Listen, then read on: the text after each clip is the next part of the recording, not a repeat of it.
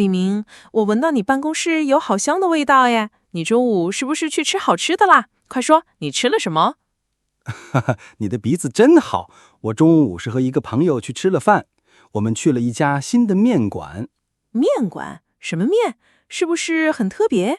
是牛肉面，但是那家店的牛肉做得非常好，又大又好吃，汤也很好喝，我喝了很多汤。哇，听你这么说，我都饿了。虽然我也很喜欢吃面条，但我觉得我最喜欢的菜不是面条。哦，那你最喜欢吃什么？这个问题我好像从来没有问过你。这个问题让我想一想我最喜欢的菜。我觉得我最喜欢的菜一定是我妈妈做的菜。妈妈做的菜，呵呵，这个回答很温暖。具体是哪一个菜呢？你妈妈一定很会做饭，会做很多好吃的菜吧？是的，她会做很多很多。但是如果说最喜欢，那一定是西红柿鸡蛋。西红柿鸡蛋，这是一个非常家常的菜，很多中国家庭都会做。为什么它是你的最爱？对，它很简单，也很普通，但是每次吃到它，我都会觉得特别幸福。那你呢，李明？你别光问我，你最喜欢吃的菜是什么？我吗？我想我最喜欢的菜可能是一家餐厅做的北京烤鸭。北京烤鸭？哇，那可是非常有名的中国菜。你看，我们俩真不一样。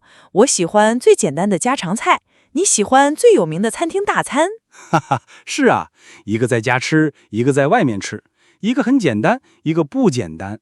今天我们不如就来聊一聊我们最喜欢的食物，还有它们背后的故事，怎么样？这个主意太好了，我已经准备好听你的北京烤鸭的故事了。好，那我们先说说为什么我们喜欢这两道很不一样的菜。王宇，你先来，为什么是西红柿鸡蛋？好的。我喜欢西红柿鸡蛋，不只是因为它的味道，它的味道很好，有一点酸，也有一点甜，配米饭特别好吃，我可以吃很多米饭。我同意，西红柿鸡蛋配米饭确实很好吃。但更重要的是，这道菜里有我小时候的回忆。我记得我小的时候，如果考试考得不好，或者和朋友吵架了，心情很差，我妈妈就会给我做西红柿鸡蛋。哦，是吗？是啊，她不会说很多话，她只是走进厨房，很快我就能闻到香味儿。然后她会把一盘热热的、颜色很好看的西红柿鸡蛋放在我面前，说：“快吃吧，吃了心情就好了。”哇，真是一个好妈妈。是的，所以对我来说，西红柿鸡蛋的味道就是妈妈的爱的味道，它很温暖。每次我工作很累，或者遇到不开心的事情，我都会特别想吃这个菜，吃到它就好像妈妈在身边一样。所以它是我心里最好吃的菜，没有人可以做得比我妈妈更好吃。我明白了，这个菜对你来说不只是一种食物，更是一种感觉，一种爱和家的感觉。对，你总结得真好，就是这种感觉。那你的北京烤鸭呢？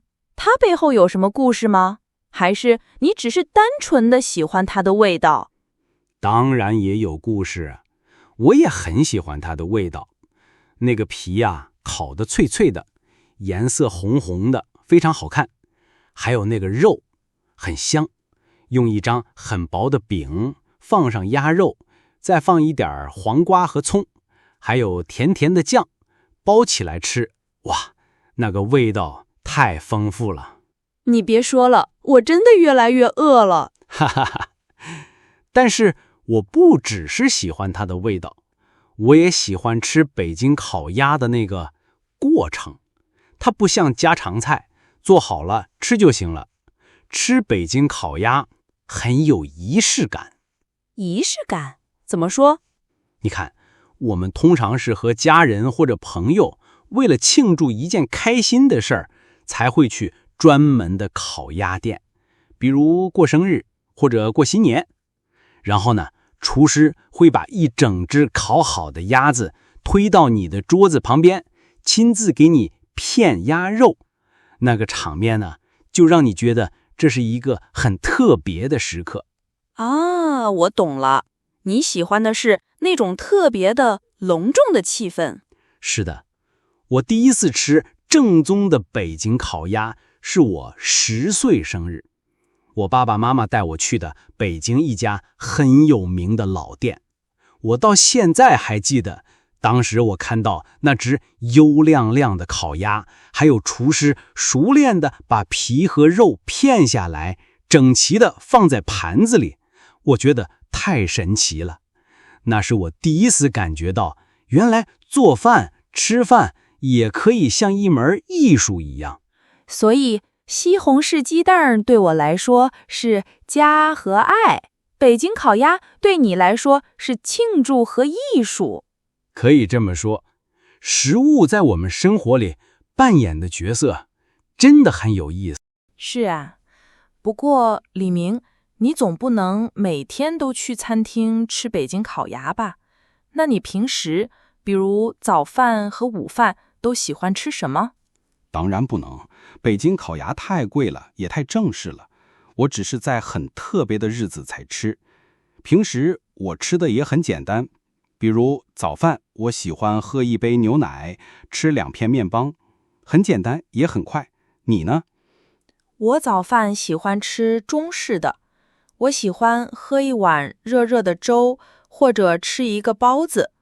我觉得早上吃点热的，胃里会很舒服。很多中国人都有这个习惯。午饭呢，你一般是自己带饭，还是在外面吃？我以前喜欢自己带饭，因为我觉得自己做的饭比较健康。但是现在工作太忙了，所以常常和同事一起在公司附近吃。我们常常吃米饭套餐，就是一个菜、一个汤，还有一碗米饭，很简单。我也是。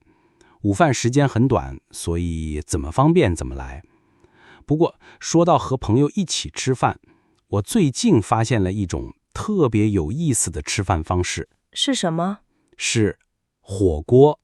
火锅，我太喜欢吃火锅了，特别是冬天的时候，外面很冷，屋子里大家围着一个热气腾腾的锅，感觉太棒了。对，我觉得火锅的魅力不只是在于食物本身，你可以选择各种各样新鲜的肉、海鲜和蔬菜放在你喜欢的汤里，可以选择辣的汤，也可以选择不辣的汤。我喜欢辣的，你呢？我也喜欢，我觉得吃辣的呀很过瘾，但是我更喜欢的是吃火锅的气氛。大家坐在一起，看着锅里的汤一直在滚，食物在里面慢慢变熟，你想吃什么就自己放进去。这个过程充满了期待和快乐。是的，而且吃火锅可以吃很长时间，大家可以一边吃一边聊天，非常放松。不像吃别的菜，吃完了就结束了。火锅可以让我们和朋友在一起的时间变得更长。你说的对，这可能就是火锅的文化意义。它让吃饭这件事儿变成了一种社交活动，它把人们聚在一起。所以重要的不是吃了什么，而是和谁一起吃。你说到这里，我有一个问题，这个问题可能也是很多正在学习中文的朋友想问的。什么问题？你说。就是有的时候我想去尝试一些新的中国菜，比如火锅，或者一些我没听过的菜。但是我走进餐厅，看到菜单，上面有很多汉字我都不认识，我也不知道哪个好吃。这个时候我就会有点紧张，有点害怕。我怕我点的东西不好吃，或者我不知道怎么吃。你有没有这样的感觉？我非常理解，这不只是学中文的外国朋友会遇到的问题，就连我们中国人去一个陌生的地方，看到没见过的菜名，也会有同样的担心。这是一个非常普遍的问题。那怎么办呢？有什么好办法吗？当然有，我觉得最好的办法就是问。如果你和中国朋友一起去，你可以直接问他，哎，这个菜是什么？好吃吗？辣不辣？你的朋友一定会很乐意给你介绍。那我一个人呢？如果你一个人，现在很多餐厅的菜单上都有图片，你可以看着图片，指着你觉得好看的那个，然后对服务员说，你好，我要这个。这个是学习中文时非常有用的一个词。哦，对，这个太实用了。是的，还有一个办法就是可以提前在手机上查一下，比如你想去吃火锅，你就可以在网上搜索一下火锅必点菜，看看大家通常都喜欢吃什么，这样你心里就有数了。其实学习语言和品尝美食很像。哦，怎么说？他们都需要锅，他们都需要勇气。你需要有勇气去尝试你不知道的东西，可能会碰到你不喜欢的味道，也可能会说错一个句子，但是没关系。正是因为这些尝试，你才会发现一个全新的美妙的世界。你可能会发现你最爱的一道菜，或者学会一个最有用的词。所以不要害怕，大胆的去试。李明，你这个比喻太好了。学习语言就像品尝美食，都需要勇气去尝试。我记住了，下次我想吃没吃过的东西，我一定更大胆一点。我们刚才聊了喜欢的菜，聊了吃饭的方式，我们再聊聊味道本身吧。中国菜有很多种味道，酸、甜、苦、辣、咸。王宇，你最喜欢哪种味道？如果只能选一个，我可能会选甜。我非常喜欢吃甜的东西，比如蛋糕、巧克力、冰淇淋。我觉得甜味能让人快乐，你不觉得吗？工作累了一天，吃一块小蛋糕，心情马上就变好了。是的，甜味确实有治愈的功能，很多女孩子都喜欢甜食。不过对我来说，我可能更喜欢辣。辣？为什么？很多人都怕辣呀。我觉得辣味儿非常直接，非常强烈，它能一下子刺激你的味觉，让你整个人都精神起来。而且吃辣的时候你会出汗，感觉身体里不好的东西都排出去了，非常痛快。尤其是在夏天，没有胃口吃饭的时候，吃点辣的菜，马上就想吃米饭了。这个我同意。四川菜、湖南菜都很有名，就是因为他们的辣味儿很特别。不过除了甜和辣，我觉得还有一个味道也很重要。是什么？是鲜味儿。这个味道好像在别的国家的菜里不太常被提起。你说的对，鲜是中国菜里一个很高的追求。它不是咸，也不是甜，它是一种很自然、很本真的味道。比如很好的鸡汤，或者刚从海里捞出来的鱼，它们都有一种鲜美。是的，我妈妈熬的汤就特别鲜，她从来不放那些乱七八糟的调料。她说好的食材自己就会有鲜味儿。为了追求这个鲜字，厨师们需要用最好的材料，用最恰当的烹饪方法。没错，所以你看，简单的味道背后其实也有很多文化和哲学。甜代表了快乐和治愈，辣代表了激情和刺激，而鲜代表了自然和本真。每一种味道都对应着一种情感和生活态度。哇，我们今天从一个简单的你喜欢吃什么开始，竟然聊到了这么多有意思的东西。从家常菜到餐厅大餐，从个人回忆到社交文化，现在又聊到了味道和哲学。是啊，因为食物本来就不是一件简单的事情，它连接着我们的过去、现在和未来，它也连接着我们和家人、朋友，甚至是整个世界。黎明，今天和你聊天，我真的特别开心，不仅又饿了一次，而且也对吃这件事有了很多新的想法。我也是。我们今天也提到了很多关于食物的中文词，我来简单总结一下，也方便正在收听我们节目的朋友们复习。好啊。我们聊到了我喜欢的北京烤鸭和你喜欢的西红柿鸡蛋。我们还聊到了中国的早餐，比如粥和包子，还有主食米饭和面条。对，还有一个很重要的，就是很多人一起吃的火锅。是的，火锅。我们也说到了各种味道，比如甜、酸、辣和鲜。当然，还有一个最重要的词，就是在餐厅点菜时可以用的，这个。对，这个一定要记住。